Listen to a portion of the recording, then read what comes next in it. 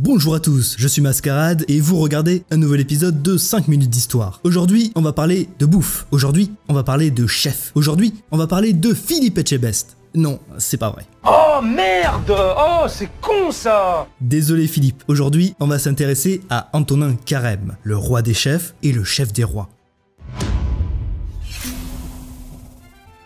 Marie-Antoine Carême naît dans la misère la plus totale le 8 juin 1784 à Paris. Son père enchaîne les boulots ingrats et sa mère s'efforce à élever comme elle peut ses 14 mouflets. On est peu après la Révolution, l'économie française est catastrophique et les plus pauvres galèrent à survivre. Et c'est le cas de la famille Carême. Mais cette misère va forger le caractère du jeune Antonin. Son père remarque très tôt que son fils est futé, et alors qu'il n'a que 11 ans, il l'abandonne aux portes de Paris, lui promettant qu'il s'en sortira. Antonin erre ainsi de refuge en refuge pendant plusieurs jours. Il atterrit chez un tavernier de quartier qui lui apprend les rudiments de la cuisine. Aiguiser des couteaux, couper des oignons, surveiller une cuisson, ce genre de trucs. Le petit est doué, il apprend si vite qu'au bout de quelques semaines, il est en charge de préparer les sauces. Antonin entrevoit alors une carrière dans la cuisine. Il quitte l'établissement à la recherche d'endroits plus prestigieux. Après plusieurs années de travail et d'acharnement, la chance lui sourit enfin. Il est engagé en tant que pâtissier chez Bailly, le traiteur le plus prestigieux de Paris. L'apprenti de 16 ans tombe alors amoureux de la fabrication de décors en pâtisserie. Il faut dire qu'il est plutôt doué pour ça. Son maître lui ouvre les portes de la bibliothèque royale et Antonin passe ainsi ses soirées à étudier les croquis des plus grands architectes de l'époque. Ça devient une véritable passion. Quelque temps après, il est nommé premier tourtier et on lui confie la réalisation de pièces montées. Alors, les pièces montées à l'époque, c'est pas juste des pyramides de choux. Non, c'est de véritables œuvres d'art qui peuvent parfois mesurer 1,30 m de haut. Mais Antonin rompt avec les pâtisseries de l'ancienne cuisine, qui proposaient des gros ornements baroques. Non, lui son truc c'est plutôt des constructions réalistes, inspirées de l'architecture chinoise, égyptienne ou gothique.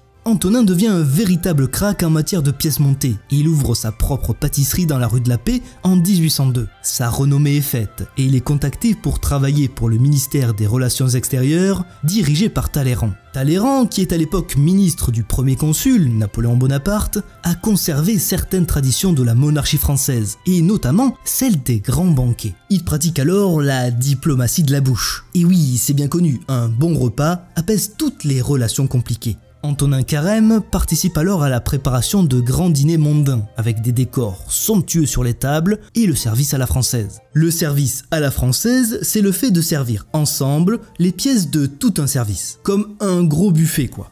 Grâce aux recommandations de Talleyrand, Antonin Carême commence à percer à l'international. Il part cuisiner à la cour du tsar de Russie et il dirige aussi les cuisines du futur roi d'Angleterre, George IV.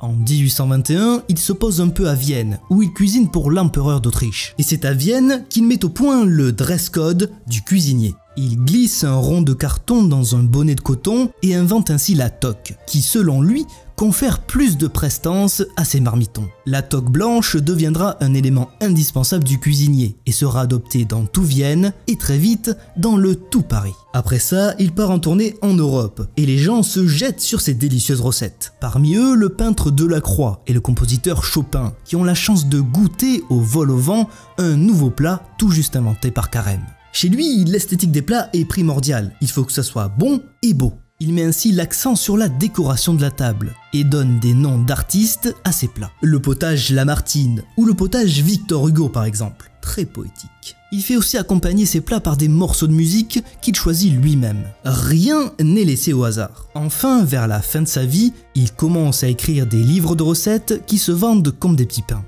Tout le monde veut cuisiner à la façon Carême.